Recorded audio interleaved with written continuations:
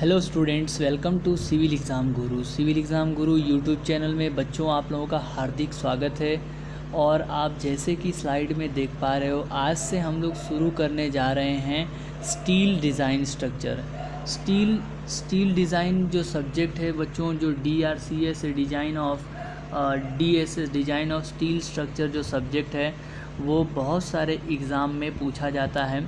जो कोडल based subject होते हैं बच्चों, जो RCC स्ट्रक्चर होता है, RCC और DSS, ये दोनों सब्जेक्ट जो हैं वो डिज़ाइन के सब्जेक्ट हैं। ये कंक्रीट डिज़ाइन का सब्जेक्ट होता है और ये स्टील डिज़ाइन का सब्जेक्ट होता है। दोनों सब्जेक्ट का जो कोडल प्रोविज़न है वो दोनों जो है वो इम्पॉर्टेंट होता है। IS 456 जो है वो RCC के लिए यूज़ करते हैं, IS 800 जो है हम लोग यूज़ करते हैं डिज़ाइन ऑफ स्टील स्ट्रक्चर के लिए।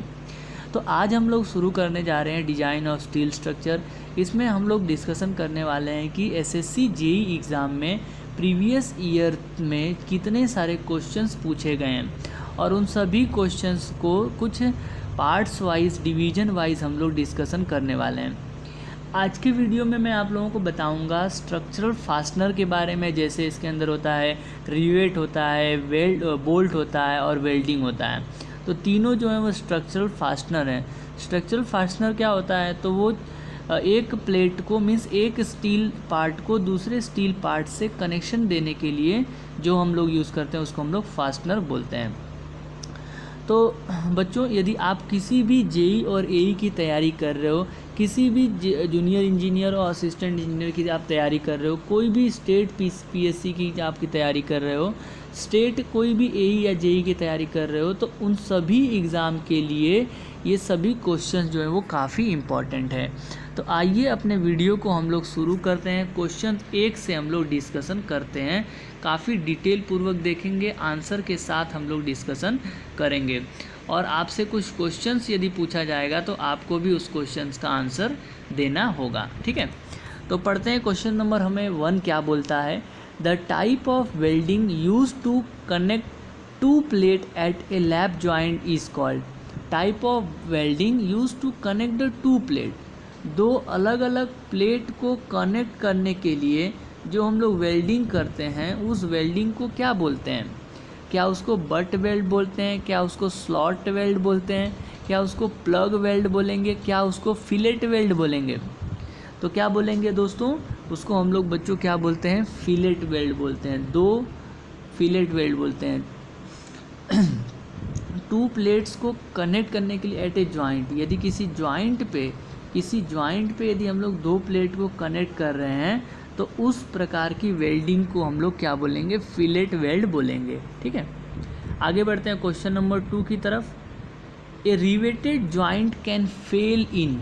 रिवेटेड जॉइंट जो होता है, आपने देखा होगा बच्चों, स्टील स्ट्रक्चर में, ट्रस के स्ट्रक्चर में, स्टेशन में आपने देखा होगा रिवेट जॉइंट। और आजकल तो हम लोग नट बोल्ट का इस्तेमाल करते हैं, बोल्ट का इस्तेमाल करते हैं। तो रिवेटिंग जो है, rivet joint can fail in. Rivet joint जो है वो किस में फेल हो सकता है? Tearing of plate only, shearing of rivet only, bearing of the plate और rivet only, any one of the above. जो रिवेटेड जॉइंट जो होता है वो किस तरीके से फेल हो सकता है?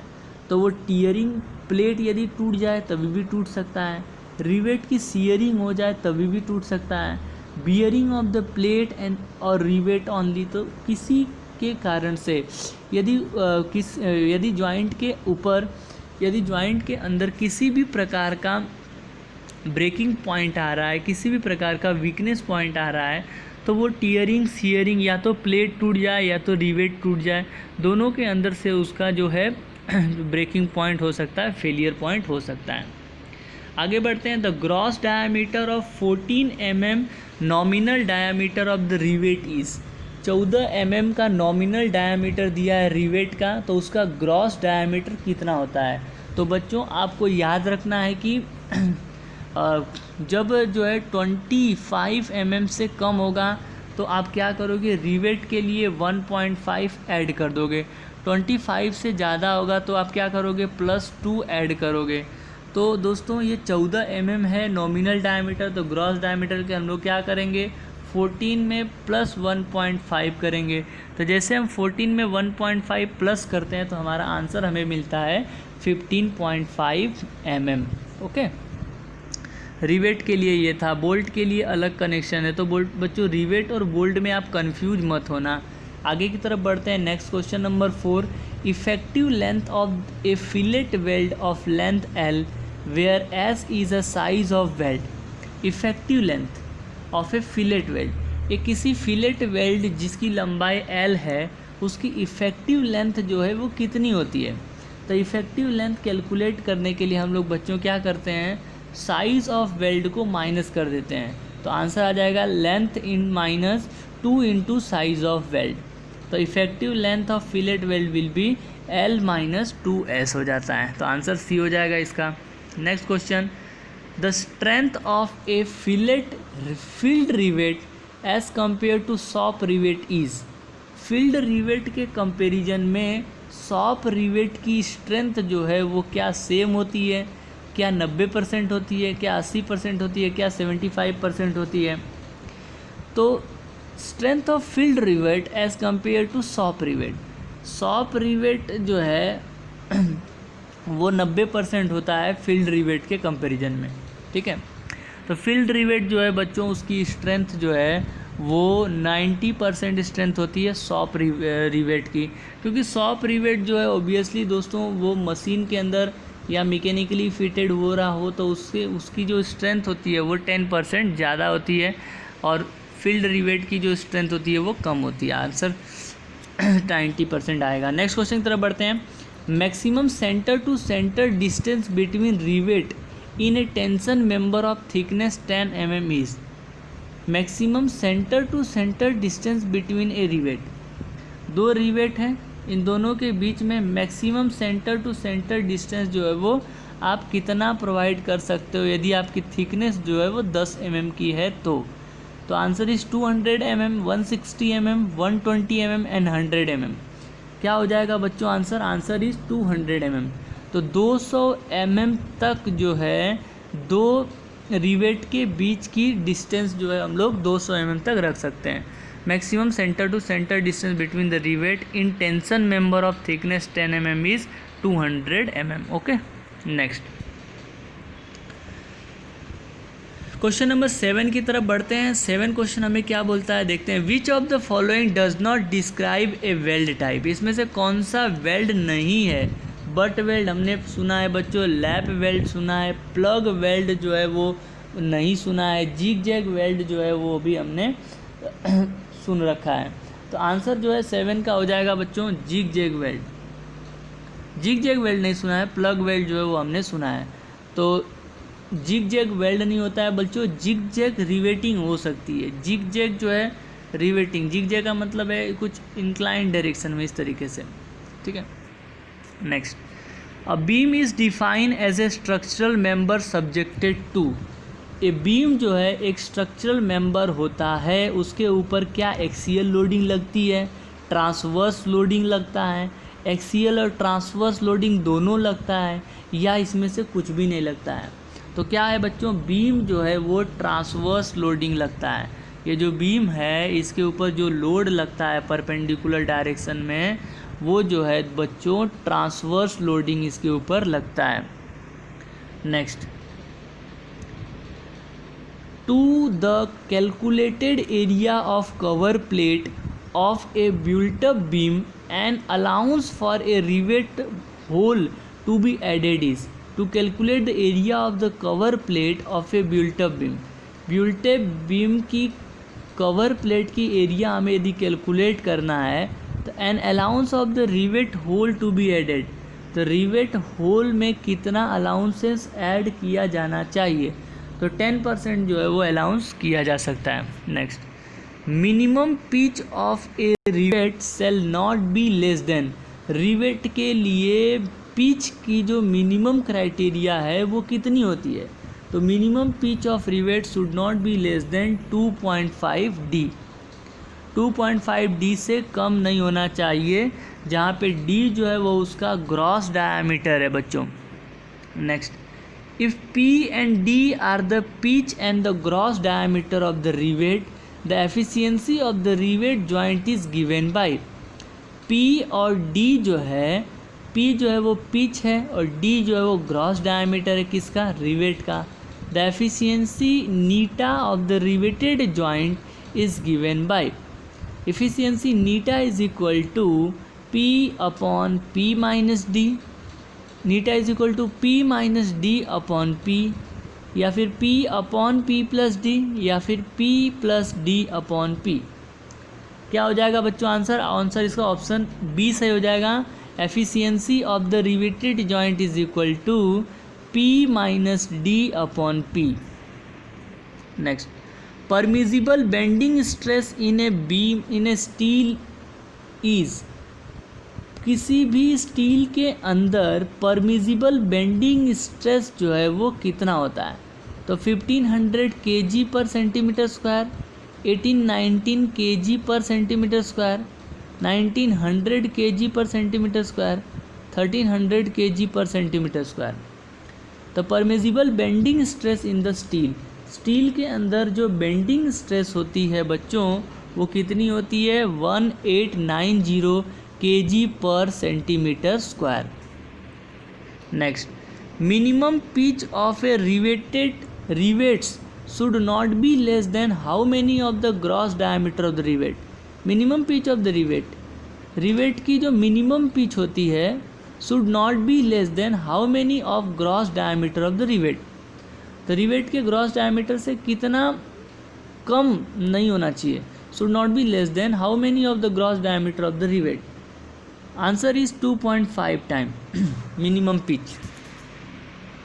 Already we have discussed the topic of minimum pitch.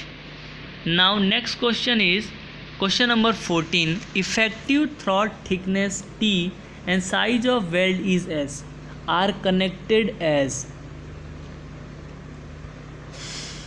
T is equal to Ks square, T is equal to Ks की power 3, T is equal to Ks या फिर T is equal to K under root S. क्या हो जाएगा बच्चों इसका answer? Answer is T is equal to K into S. Effective throat thickness T है, size of weld S है, तो दोनों का जो रिलेशनशिप होता है effective throat thickness T is equal to K into S होगा।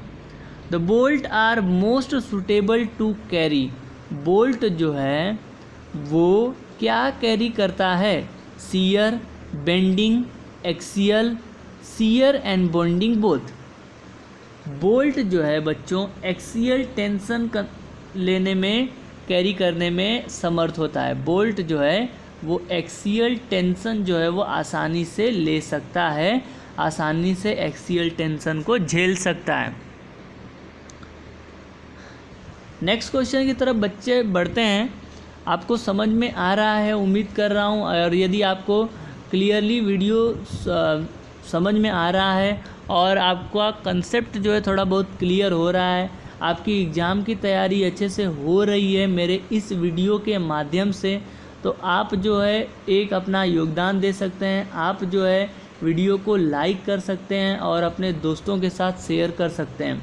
बस आपको यही करना है, वीडियो को लाइक कर देना है, और यदि आप चैनल को सब्सक्राइब नहीं किए हुए तो चैनल को ज़रूर सब्सक्राइब कर लीजिए। For a rivet of 36 mm diameter, the diameter of the hole shall be taken as. 36 mm का डायमीटर है, तो उसके लिए होल का क्या कंसेप्ट होता है?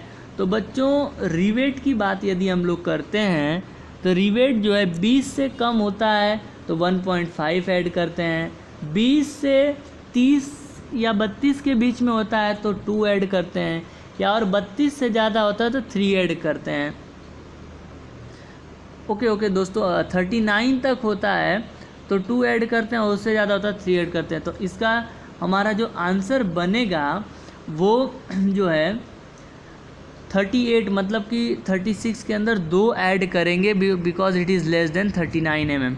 39 mm तक जो है हम लोग 2 ऐड करते हैं। Next, what should be multiply with permissible bearing stress to find out the strength of the rivet in bearing.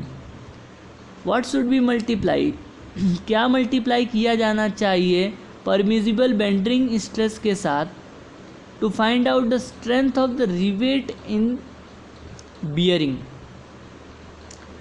क्या हो जाएगा? तो P minus D into T या V, option C is pi by 2d², option D is d into T square. Answer is option D, d into T square. Next, pick up the wrongly written assumption taken in the analysis of the riveted joint. Riveted joint के लिए जो wrong assumption लिखा गया है उसको आपको बोलना है। तो answer is option B, uniform stress distribution in a plate is not considered. जो प्लेट के ऊपर जो स्ट्रेस डिस्ट्रीब्यूशन हो रहा है वो यूनिफॉर्मली नहीं हो रहा है। Uniform distribution of the stress in a plate is not considered. जो स्ट्रेस डिस्ट्रीब्यूशन की यूनिफॉर्मिटी है प्लेट के अंदर उसको कंसीडर नहीं किया जाता है। ये एक स्टेटमेंट जो है वो गलत है। एक्चुअली में हम इसको कंसीडर करते हैं। Friction in a plate is negligible, yes. Bending moment is not taken into the consideration. Bending moment जो है उसको हम लोग कंसीडरेशन में नहीं लेते हैं। Total load on the joint is equally share by all the rivet. Next question की तरफ बढ़ते हैं। A riveted joint can fail in. वापस से क्वेश्चन बच्चों रिपीट हुआ है। तो रिवेटेड जॉइंट सीयरिंग में फेल हो सकता है, टियरिंग में फेल हो सकता है, बियरिंग में फेल हो सकता है। तो ऑप्शन इज ऑप्शन डी सही हो जाएगा 19वां का। किसी में हमारा जो रिवेटेड जॉइंट है वो फेल हो सकता है। Next, the type of weld use to connect two plate at a lap joint is called. Type of weld use to connect two plate at the lap joint is called butt weld, slot weld, plug weld and the fillet weld. क्या हो जाएगा बच्चों answer इसका? Fillet weld. Type of weld use in connect the two plate at a lap joint. Lap joint में दो plate को connect करने के लिए हम लोग जो वेल्ड यूज़ करते हैं उसको हम लोग फिलेट वेल्ड बोलते हैं। आगे बढ़ते हैं नेक्स्ट क्वेश्चन की तरफ। चलिए, तो बच्चों आज के वीडियो को यहीं पे समाप्त करते हैं और नेक्स्ट क्वेश्चन के साथ, कुछ और क्वेश्चन के साथ, ऐसे ही नए वीडियो के साथ नेक्स्ट में मिलते हैं हम लोग। Thank you very much friends for watching this video. यदि आप मेरे इस यूट्यूब चैनल पे पहली बार विजिट किए हो और आपको ऐसा लग रहा है कि हाँ आपके लिए कुछ मेहनत यहाँ से किया जा रहा है, तो आप वीडियो को लाइक ज़रूर करें और अपना कमेंट भी करें थोड़ा सा टाइम निकाल के। चैनल को यदि सब्सक्राइब नहीं किए हुए हों तो चैनल को सब्सक्राइब कर दें। Very very thank you friends for watching this video. Keep watching, keep sharing.